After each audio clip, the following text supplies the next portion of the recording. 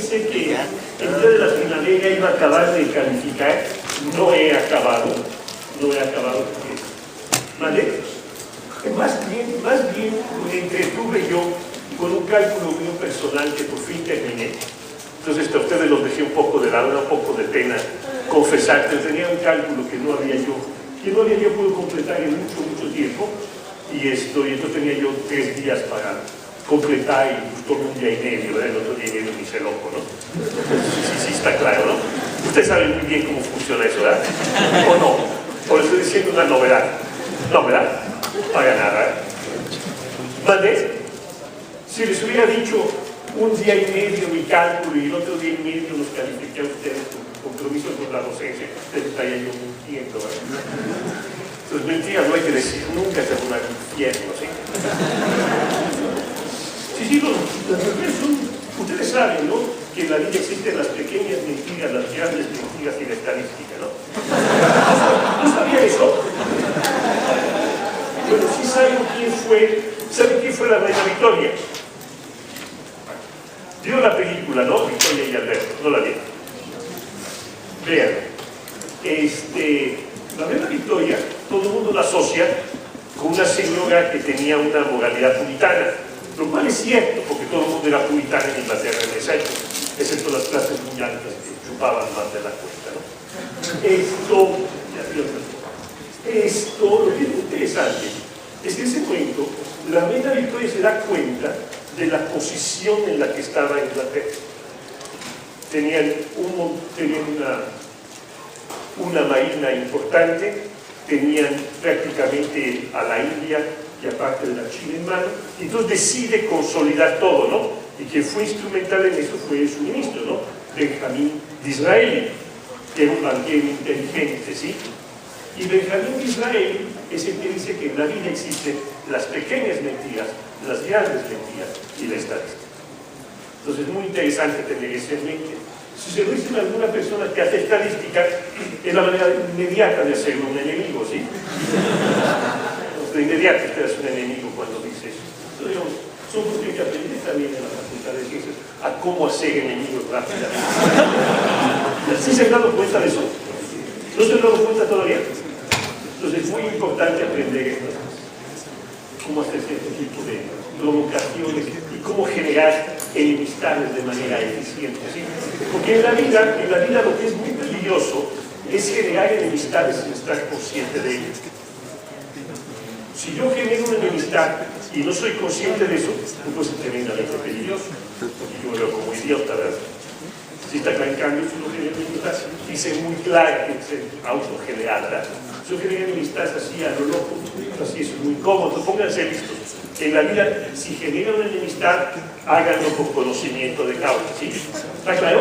Este es uno de los consejos que me puedo permitir darles, ¿sí? Se genera tonto. Ay, yo no sabía que lo genere. Por favor, tiene un enemigo y además tonto, ¿no? Digo, ¿está claro? Pues tenemos un par de cosas pendientes, ¿verdad? Tenemos pendiente cómo calcular la superficie de revolución del tronco del cono y tenemos pendiente cómo calcular algunas integras. Tenemos esos dos pendientitos. Y luego estábamos haciendo una cosa de la longitud de arco en coordenadas polares, ¿verdad? Entonces déjenme retomar la historia de la longitud de arco en coordenadas polares. Recuerdan ustedes que en coordenadas polares es un caso muy especial, ¿verdad? Es un caso muy especial donde yo me planto aquí, que es el centro. No pintó, ¿verdad? A ver. Es demasiado brillante, ¿verdad?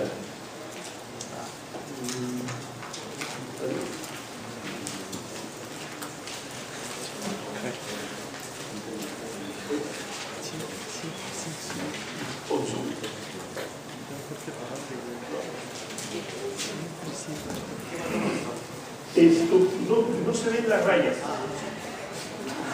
Ya estoy nueva. Fíjate que tomamos un diplomado en el uso de este aparato. ¿Qué hizo usted? ¿Qué es algo de usted? ¿Quién sabe cómo funciona? Perfecto, muy bien, es muy amable. Ok. Entonces, No sé, pero funciona. vamos viendo, ¿no? ¿Cómo había construido yo? Si yo tenía una curva y igual a f de x, y yo quería calcular la longitud de esta curva de aquí a acá, ¿verdad? ¿Qué decía yo? Bueno, yo decía lo siguiente, ¿verdad? Yo decía lo siguiente, y igual a f de x, y entonces yo me decía lo siguiente. Vamos a tomar una partición. Aquí tengo xy menos 1, aquí tengo xy. Pues es un pésimo lugar. Vamos a tomarnos un pedazo de partición así. Aquí tengo este pedazo. Entonces yo sé que la longitud de esta, que aquí tengo este más chiquito, puedo aproximarla por la longitud de la poligonal que va uniendo a los extremos de la partición, ¿verdad? La longitud de la poligonal, pues ¿cuál era? El pedacito LI era f de xy menos f de xy menos 1 elevado al cuadrado más xy menos 1 elevado al cuadrado. ¿Estamos de acuerdo? Eso era LI. Lo teníamos el teorema de Pitágoras aplicado a LI. Pero esto yo me lo reescribía con el teorema del valor medio, que es exactamente igual a f' de xy elevado al cuadrado de xy estrella elevado al cuadrado por xy menos 1 al cuadrado más xy menos 1 elevado al cuadrado. Fue sacar el factor común y me quedaba xy menos 1 por la raíz cuadrada de 1 más f' de xy estrella elevado al cuadrado, sumaba sobre las y, tomaba el límite y esto convergía al integral entre a y b de 1 más f' de x por v al cuadrado. Y esto era la fórmula para la longitud de arco de una curva. Veíamos que había algunas que eran difíciles, tratamos de medio, yo que en el examen, ¿verdad? En la tarea, ¿verdad? En la última tarea venía calcular la longitud de arco de una elipse, cuando la elipse es muy parecidos los dos semiejes, no sé si ya lo hicieron. Es un bonito ejercicio, ¿sí? ¿Hay un error? Sí.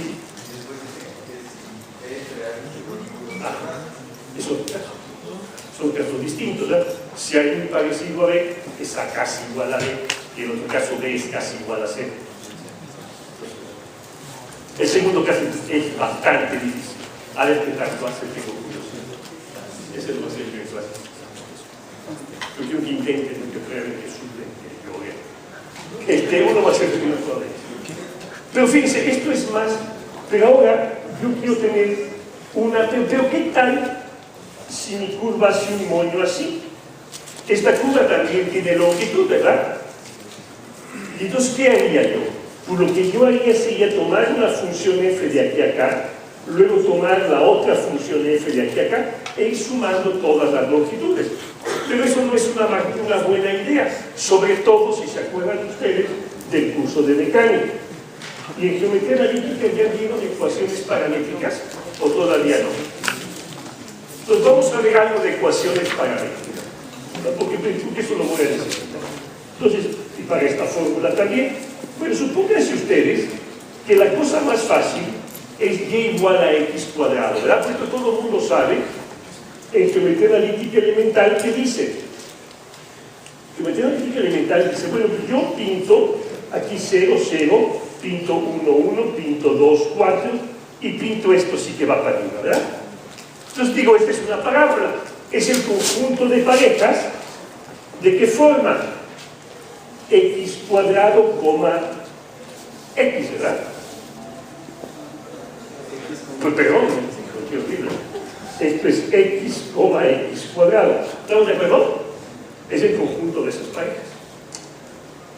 Cuando yo tengo una función f de x cualquiera, pues tengo el conjunto de parejas x, f de x.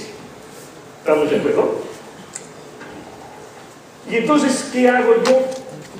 Pues vamos bien, entonces, pero fíjense, estas son las ecuaciones, esto fue pensado como un vectorcito, ¿verdad? Entonces esto es el lugar geométrico de todos los vectores que tienen por coordenada x, f de x, ¿de acuerdo? A cada valor de x tomo un vector de posición. En mecánica, entonces esto lo voy a llamar, digamos, un vector q que depende de x. Q que depende de x. ¿Estamos de acuerdo? A cada x esto es un vector q. Trazado desde el origen, que es la función del q. ¿Sí? Y luego lo que voy a hacer es lo siguiente. ¿Cuál es el vector distancia entre dos puntos? Bueno, es q de x más h menos q de x, ¿de acuerdo? Es el vector. Este vectorcito, es q de x más h menos q de x, que va a ser igual a ¿cuánto? Va a ser el vector h, f de x más h menos f de x, ¿de acuerdo? ¿Sí? Esa es la diferencia. ¿Estamos de acuerdo que es el vector? Si yo tengo una trayectoria, tomo la diferencia de las posiciones. Si yo divido la diferencia de las posiciones entre el intervalo h, pues si divido este vector intercalateral 1, f de x más h menos f de x partido por h. Si ahora tomo el límite cuando h tiende a 0, cuando el límite de un vector es el límite de cada componente por separado, ¿esto que me va a quedar? Esto me queda el vector 1, f' de x. Lo cual está muy bien, ¿verdad? Porque fíjense ustedes que este vector, si yo tomo este, lo divido entre h, tomo el límite, me va a dar un vector que es como tal, tangente, y esa es la velocidad que instantánea, ¿verdad? ¿De acuerdo? Entonces, bueno, todo esto lo sabemos muy bien, ¿no? 1, f'. Pero ahora me fijé en otra cosa. Si este es el vector velocidad instantánea, bien era lo que discutíamos la vez pasada, ¿cómo calculo la distancia? La distancia vale la velocidad por el tiempo. Entonces, la distancia que será, la distancia que yo tardo en recorrer de este punto a este punto, la distancia que se leí es aproximadamente igual a ¿qué cosa? A h, que multiplica ¿quién? La raíz cuadrada de 1 más f' cuadrado de x. ¿Estamos de acuerdo? Porque es la magnitud del vector. ¿Está claro? ¿Sí? Entonces ya acabé. Ese es el punto I, ¿verdad? Este es el punto. Vamos bien. Si yo tomo, tal vez falta algo en el argumento, ¿no? Aquí. Si yo tomo sobre mi curva, ¿verdad?, una partición x, y me fijo en todos estos vectorcitos, está claro que la longitud de este vectorcito es aproximadamente igual a la velocidad instantánea multiplicada por el intervalo de tiempo. El intervalo de tiempo es x menos 1, ¿de acuerdo? Y entonces tengo la misma suma. Entonces ven ustedes que lo que me da la longitud de la curva es la magnitud de ¿quién? Del vector que tal. Entonces la longitud de la curva se calcula integrando la magnitud del vector tangente a lo largo de la curva. Que es la interpretación física natural, ¿verdad? La magnitud del vector tangente me da la velocidad instantánea, multiplico por delta t y sumo como Lilliput, ¿verdad? Y me da la longitud. ¿De acuerdo? Como pequeños Lilliputs todos sumados. Entonces eventualmente Lilliput es una curiosidad y del cálculo se come, ¿verdad? Es como resultó la historia, ¿verdad? Entonces ahora si yo tengo, pero yo puedo tener, ahora, ¿qué quiero hacer con el círculo? Si es el círculo, puedo escribirlo como x cuadrada más y cuadrada igual a 1. Es una posibilidad, ¿verdad? Pero también tengo otra posibilidad. El movimiento circular uniforme. En mecánica, ¿cómo se describe? En mecánica, el movimiento circular uniforme es el vector x de t que tiene como primera componente coseno de t y como segunda componente seno de t, ¿verdad? Porque esta cosa le da vuelta al círculo unitario. ¿Estamos de acuerdo? ¿Sí?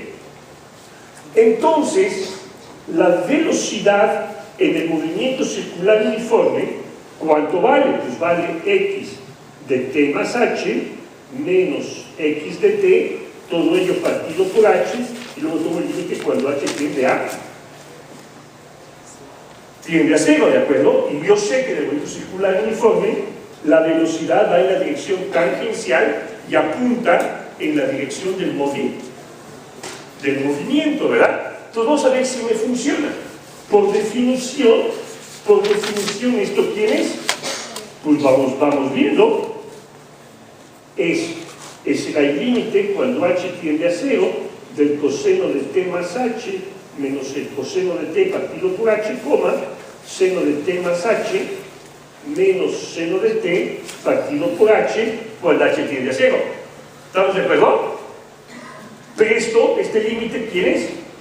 Es menos seno de t, coseno de t, que es precisamente este vectorcito que unitario que apunta para arriba y a la izquierda. ¿Estamos de acuerdo? Pero fíjense qué interesante. Entonces, siguiendo la misma lógica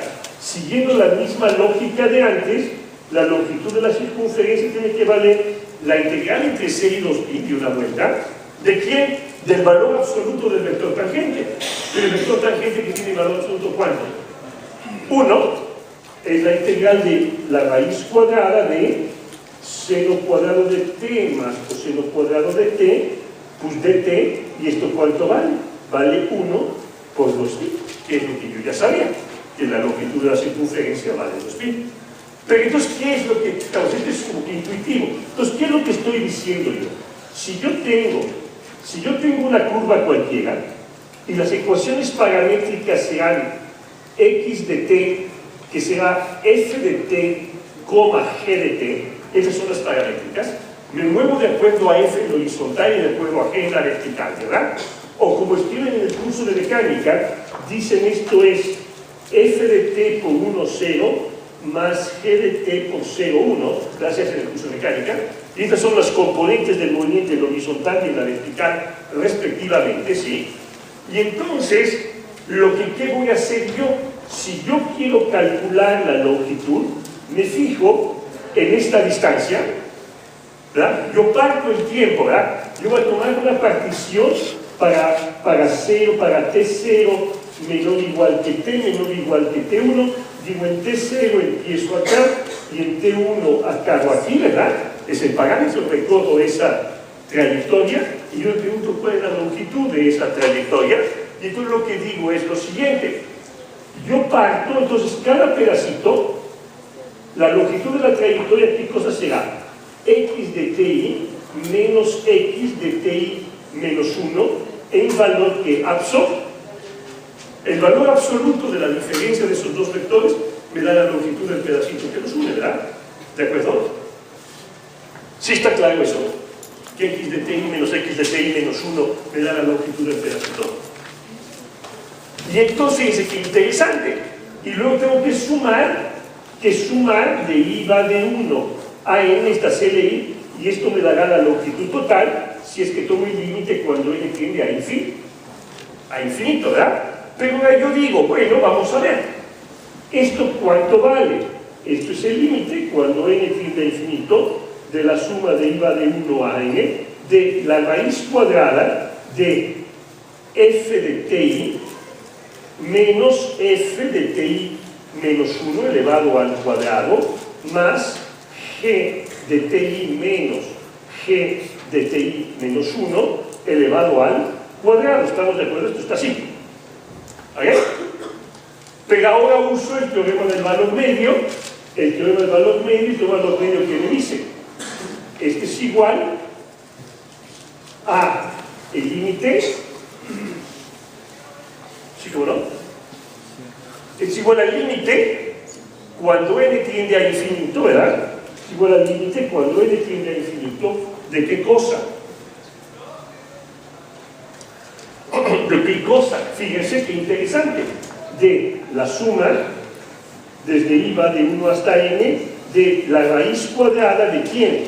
De f' de ti tilde por al cuadrado por ti menos 1 al cuadrado más g' cuadrada de ti doble tilde por ti menos 1 elevado al cuadrado, que sumado me da el límite cuando n va a infinito de la suma desde I va de 1 hasta n de f' cuadrado de ti más g' ti tilde más g' cuadrado de ti doble tilde por ti menos 1, y esto nosotros sabemos, ¿qué cosa? Que va a ser la integral entre t0 y t1 de f' cuadrado de t más g' cuadrado de t. ¿Estamos de acuerdo? Pero esto es la norma del vector tangente, ¿verdad? Porque el vector tangente a la trayectoria, es f' de t, g' de t. Entonces, ¿qué hago? Simplemente lo de siempre. Tomo el vector tangente, saco su magnitud, la integro, obtengo la longitud de la curva. Eso es simple, ¿verdad? ¿De acuerdo? Punto, se acabó. Entonces, no importa cómo estén parametrizadas las cosas, que esta fórmula es una fórmula que siempre funciona. ¿Estamos de acuerdo?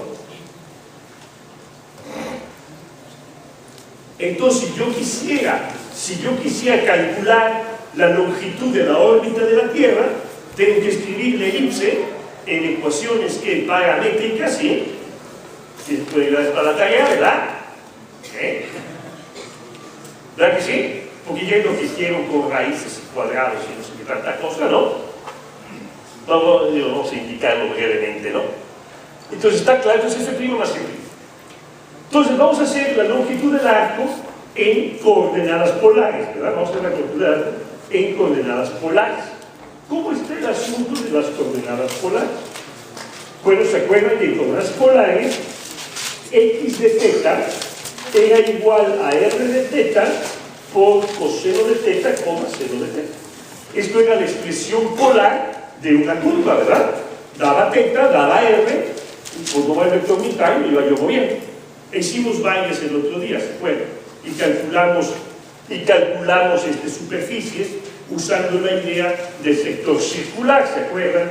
Que el área acotada por una curva en coordenadas polares era la integral entre θ0 y θ1, dependiendo de dónde estaba el sector que yo quería, de pi por r cuadrado de θ por de θ. ¿Se acuerdan, verdad? Pi r cuadrado de θ. ¿Sí? Entonces vamos a tratar de calcular la longitud del arco. Para esto tengo que calcular x de θ es igual a r de θ coseno de θ, r de θ seno de θ. Yo tengo que calcular x' de θ. X' de θ tengo que derivar componente a componente, ¿verdad? Eso es claro, ¿no? Entonces se deriva tomando los componentes.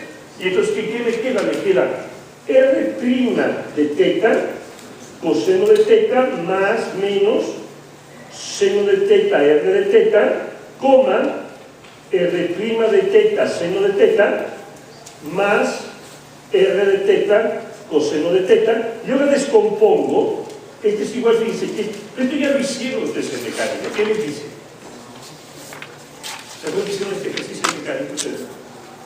¿Quién lleva el curso de mecánica? La mayoría, ¿verdad? Este ejercicio es el curso de mecánica. ¿Y qué descubre el curso de mecánica? Que estoy r' de θ, que me multiplica ¿quién?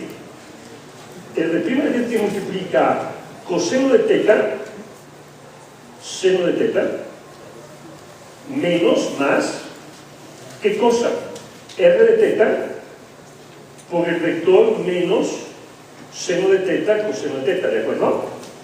¿Sí? ¿Se acuerdan de esto? ¿Esto qué me dice? Si yo tengo una curva en coordenadas polares,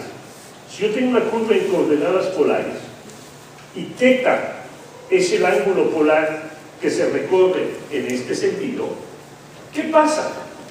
Fíjense, la velocidad se descompone en dos componentes.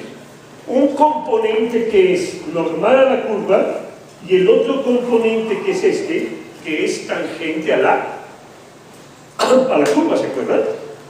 Entonces este es el componente tangente a la curva y es el componente normal a la curva. Es claro que el punto escalar de este con este es cero. Estos dos animalitos son efectivamente ortogonales, ¿verdad? Y entonces, pues ya estuvo, ¿verdad? Porque el valor, la norma de x' de θ es igual a ¿cuánto? es este al cuadrado más este al cuadrado, que es la raíz cuadrada de R' cuadrado de teta, más R cuadrado de teta. ¿Se acabó? Y toda la longitud de arco es la integral entre teta 0 y teta 1 de R' al cuadrado de teta más R cuadrado de teta de teta. ¿A poco no está simple? ¿Sí? Pues ahí estamos, ¿verdad? Sí, es que es muy importante el término en R', ¿verdad? El término en R'. ¿Sí? ¿Por qué? Porque es para, Dios, supóngase que R' valga 0, entonces tiene la longitud de una ¿qué? Pues si R' vale 0, R como es constante, entonces tiene la longitud de una circunferencia y claramente recupera. Pero lo que es interesante es, cuando una curva tiene más acción, R va y vuelve, ¿verdad? Entonces R' no es 0, ¿de acuerdo? Entonces dice que es muy interesante que la longitud de la curva depende de qué, pues de qué tanta fuerza tenga R', ¿de acuerdo? ¿Estamos de acuerdo? Entonces, por ejemplo, si yo quiero calcular la longitud, digamos, de una espiral, vamos a calcular la longitud de una espiral arquimediana, donde R de teta es igual a teta, ¿verdad? ¿Sí? Y vamos a pensar que teta está entre 0 y 2pi, ¿no? Que no hay una vuelta a la espiral, ¿sí? Pero podría tener más, ¿verdad? Vamos a pensar que estoy entre 0 y 2pi. Y entonces, ¿qué me queda? La integral de espiral arquimediana sea R entre 0 y 2pi, 1 más, ¿cuánto? Teta cuadrado de teta. Pero esta integral ya la sabíamos calcular. ¿La habíamos hecho esta? ¿Cuánto nos dio? Ya con la tangente, ¿verdad? Digan logaritmos que cambian las tangentes, ¿de acuerdo? Ahorita la volvemos a hacer para que no nos olvidemos, ¿verdad? Entonces ven ustedes que tienen esa longitud, por ejemplo. Ahora, entonces resulta claro, pero fíjense qué interesante. Esta curva, si yo tratara de expresarla en términos de funciones, pues en lo que es, ¿verdad? Pues tengo que expresar un término, digamos, primero hasta acá, luego de regreso, luego de... En cambio aquí con una sola fórmula tengo toda la curva. Entonces esto se llama la representación paramétrica de la curva. Entonces ya aprendimos a sacar longitud de arco en coordenadas que polares, ¿verdad? ¿De acuerdo? Entonces si yo quiero sacar la longitud de la elipse en coordenadas polares, ¿qué tengo yo? Pues tengo que hacer una cosa de ese estilo, ¿de acuerdo? Y cuando A es igual a B, todo se colapsa y la elipse será una que circunferencia. Cuando A y B son parecidos, ¿qué es lo que van a hacer para resolver la tarea? Ya intentaron seguramente, pasaron todo el fin de semana largo haciendo la tarea, igual que yo, ¿no?